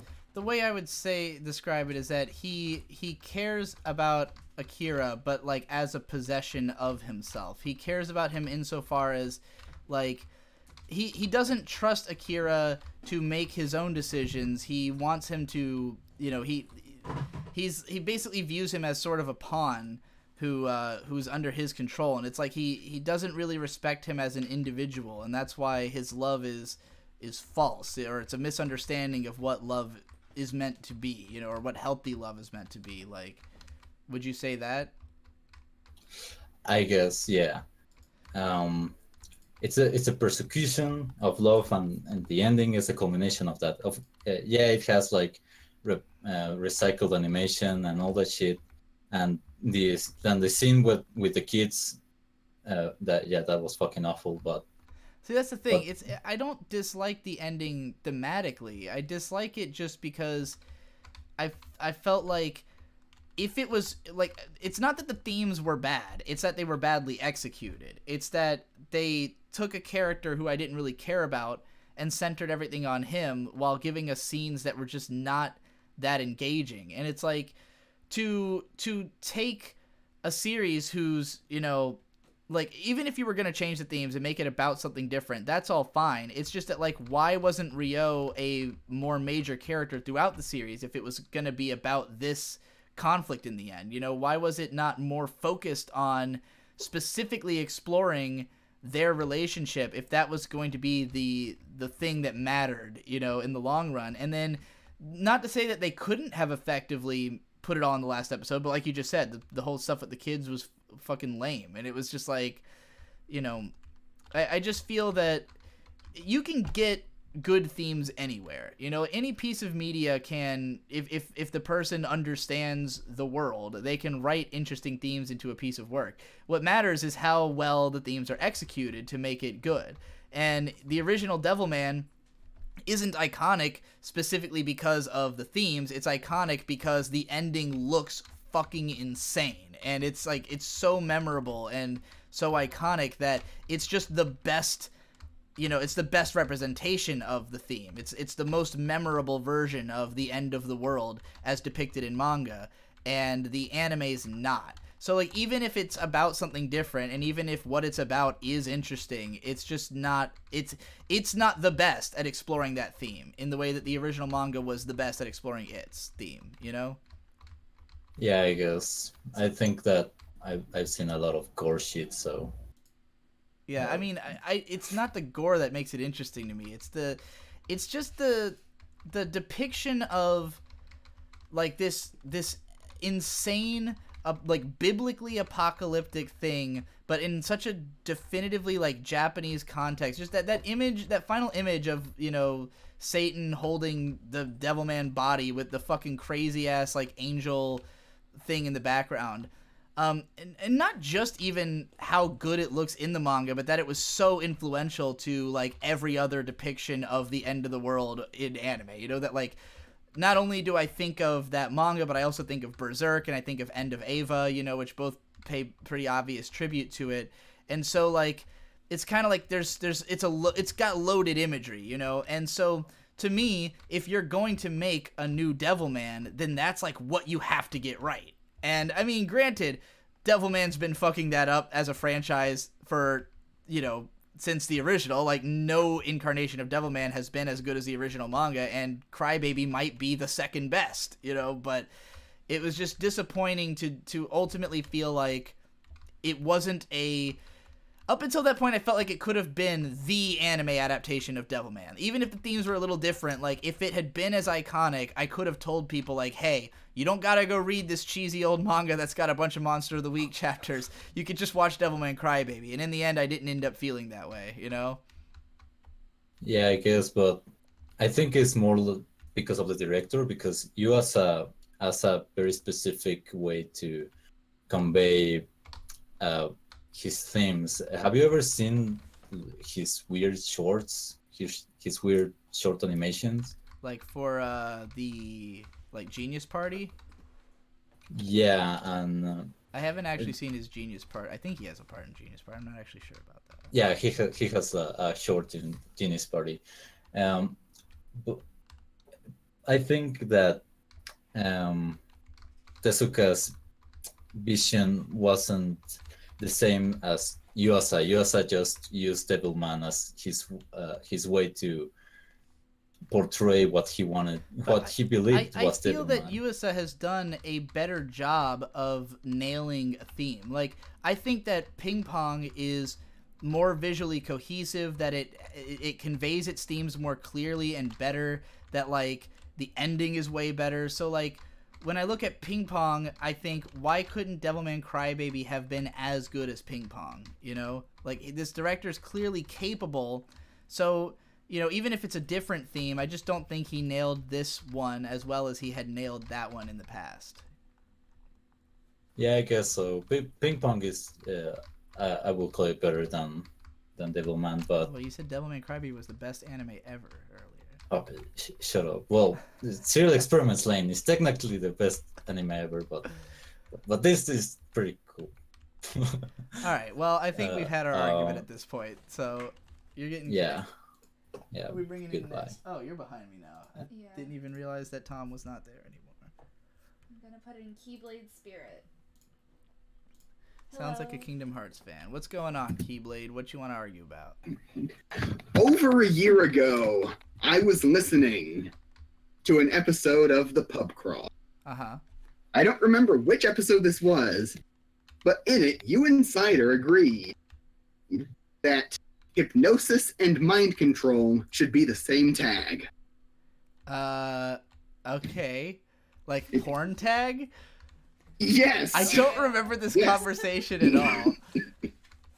May, what do you think of this? Do you think they should be the same tag? They're in the same wheelhouse. It's the same like power fantasy, so I think they should be the same. All right. Well, I want to hear this guy's argument then. Okay. See, here's the thing. In a way, they kind of are power fantasy. However, hypnosis is set in this, or it's couched in this idea of some kind of consent. Mind control comes... the difference that I see in it is mind control is strictly non-consensual. The protagonist is taking power over somebody. Yeah, that's why we have the rape tag. Well, yeah, mind control I see as something that should be part of rape. Not the same tag, but whereas hypnosis, it's more along the lines of somebody giving the protagonist power. How so? I mean, well, who's being hypnotized to do what? I mean, I feel like context matters here. Like, hypnosis is a pretty broad category. Yeah. Well, hypnosis being the more realistic form of hypnosis, where there's an induction and there's an understanding between subject and okay. Well, if that's the case, like if the person being hypnotized is consenting to being hypnotized, then yeah, I would say that deserves to be a separate tag from mind control in that case. I didn't think of that as, like, I've never seen porn like that, basically. Like, when I see hypnosis, it's usually for the sake of mind control. But I guess if you were going to have a specific tag for, like, willing hypnosis, then that would deserve to be a separate tag. So I guess I see where you're coming from. We can agree on this. Okay. Was that all? That was pretty much all. All right. Well, good argument. Okay. You changed my mind, so you're the most effective person today. Even though I don't remember stating that at all, but, you know, it's the pub crawl, so I don't remember half of it. Yeah. Well, I should say that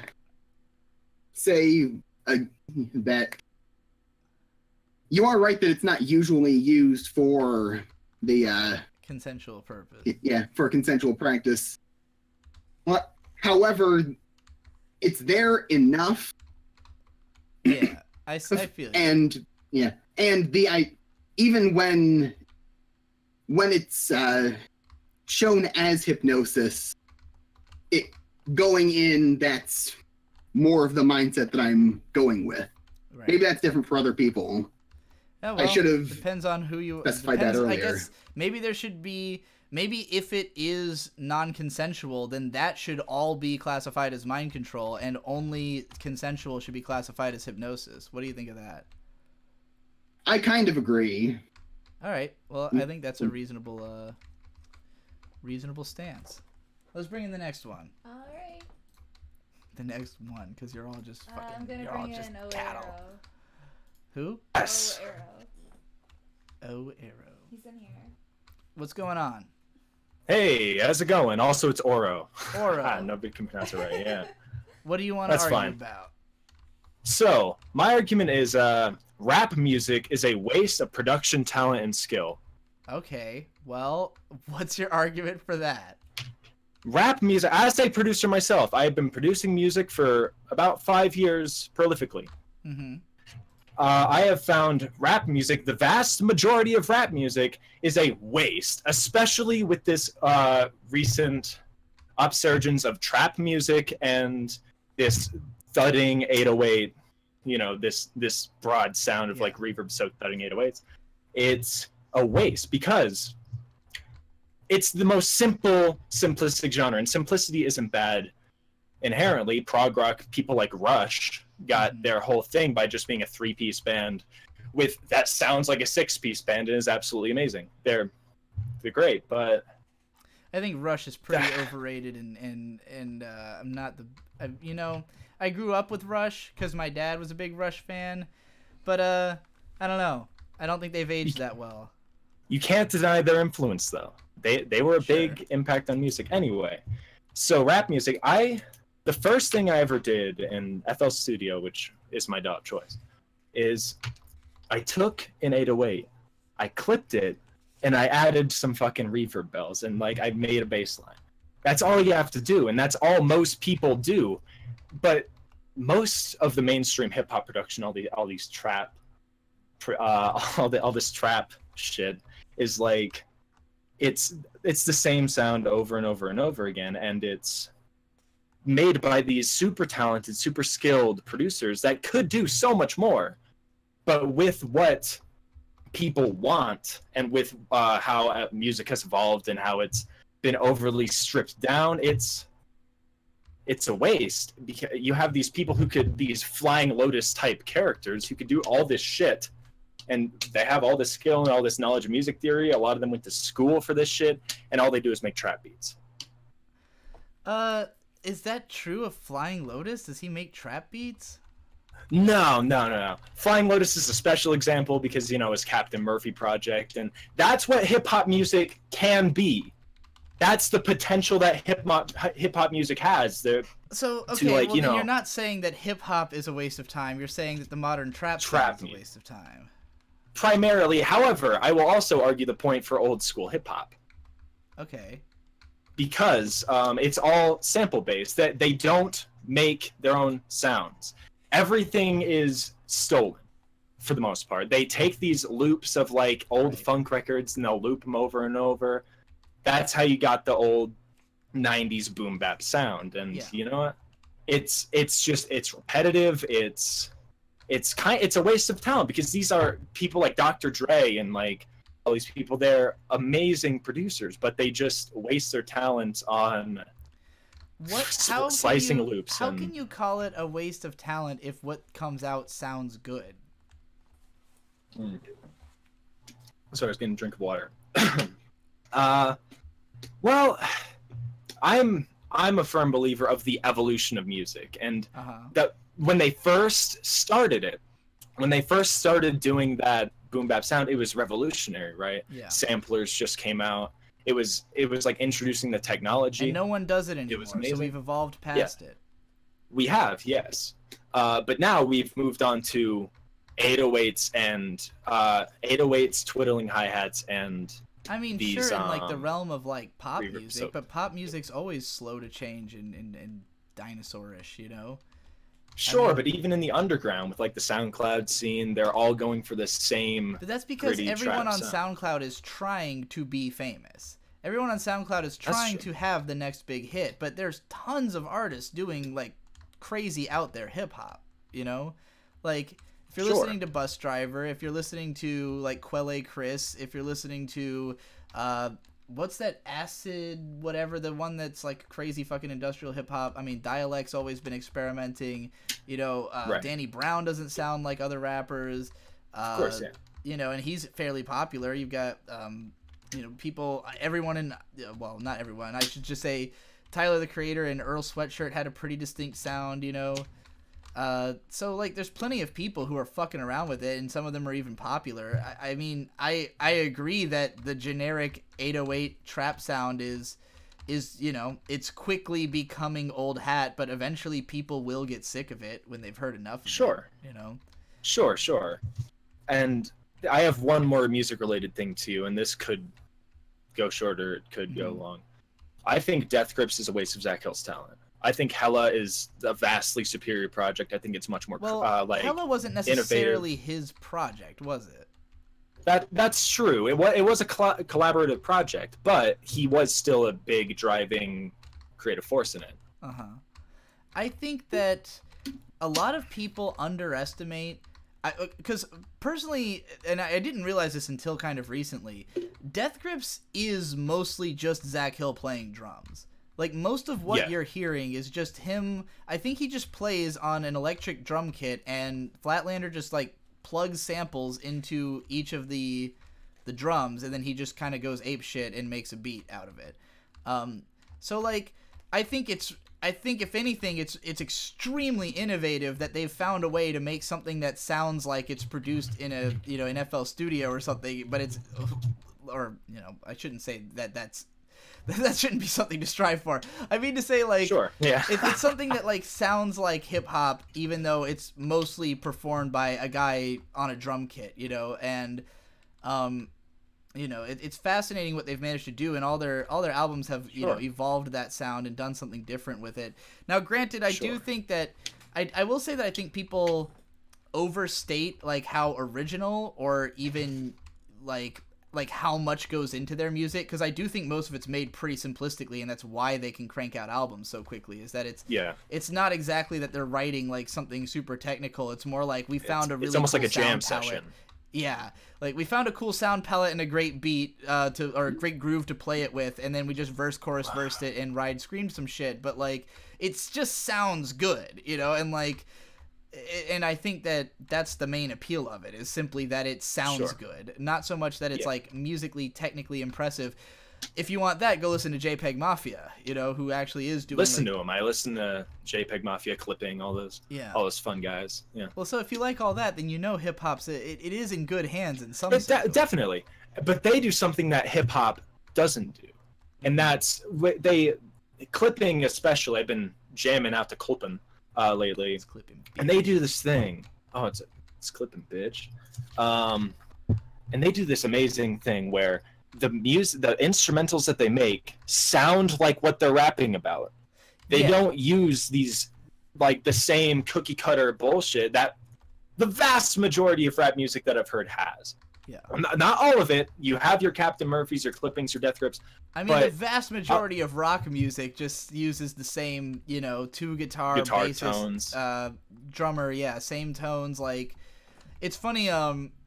Like, it's funny to see the way that, like, so much of the history of rock inevitably has disappeared because of the fact that in the long run, you're only going to remember the greats. Like, no one's going to turn on, like, when you listen to 80s rock radio, it's so fucking funny. When I'm in May's dad's car, all he listens to is Ozzy's Boneyard, and they've literally boiled it down to where it's just AC/DC, Judas Priest, Iron Maiden, Old School Sabbath, Motorhead, and, like, you know, a few sprinklings of, like, classic songs from other bands. But, like, that's all you hear. And you know that there was hundreds of bands that were charting in the 80s with the same sound, but, like, anything that wasn't the best has just fallen by the wayside. And it creates this rose-tinted lens to view, you know, rock history as, like, oh, it was all these amazing bands. And it's like, you know, in 10 years... most of the rap that we talk about will have fallen away, and we'll just remember, like, the 10 guys who were actually kind of innovative, you know, or, like, who were the most famous. I 100% agree with you. However, there's one thing that rock definitely has over hip-hop, in that the music backing, even if it all does sound like Super Saiyan stuff, it sounds like it fits to what they're rapping about. I mean, I think that... most of the time. I think old school hip-hop, a lot of it did feel that way. Granted, a lot of it is about the same shit, so... yeah. You know, it's not like it covers a huge variety of themes necessarily, but I do think... you know, I think there are rappers who are creating that. I mean, like you said, Clipping's doing it, so... I don't know. I mean, it sounds like you think that there's rap artists who are doing what you're praising rock artists for, so... I did say most. I said the majority. I don't know that the majority of rock music conveyed what it... Oh, no, the majority of rap. Like, I do agree that most rock music is the same cookie-cutter dribble. No, I just mean to say that you were saying that, like, more rock music sounds like what they're singing about. But, I mean, in most cases, it's because they just... like, in the same way that rap music was mostly about just, like, life in the hood for a long time, rock music was mostly about rock and roll. Like, half of all classic rock is just, I want to rock and roll all night. I'm going to rock and roll. Let's rock and roll. Everything is just, like, it sounds like itself because it's about itself. It's congratulatory of itself, you know? Yeah. I agree. No, you got me. Can I shill something? If these people don't hate me by now. I just released an EP under the name Oro, OARO. Can't even spell my own name. And it's called Mental Balance. It's on Spotify and Apple Music, on Bandcamp.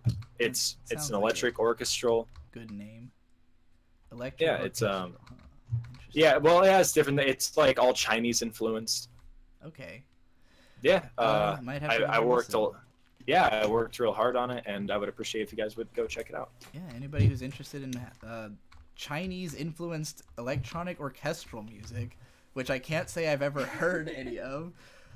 Go check that out. All right, let's bring in the next argument. Yeah, it's 8:13. How long do you want the stream to go? We're just gonna do one more. All right. Send in your best guy. Everybody, hold up before we even bring them in. Take him out, and then let's see who. People are saying they want Massive Legend. Massive Legend. Do we want Massive Legend? Why not? Let's end it on a bang. All right. Yo. Am I on? Yes, you're on. All right. So Oro kind of fucked it up because I don't want to be like at another rap discussion.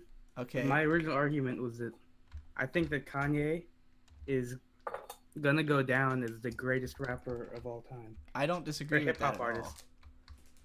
Wait, you don't? No, I fucking love Kanye. I thought you did. Okay. I didn't like The Life of Pablo.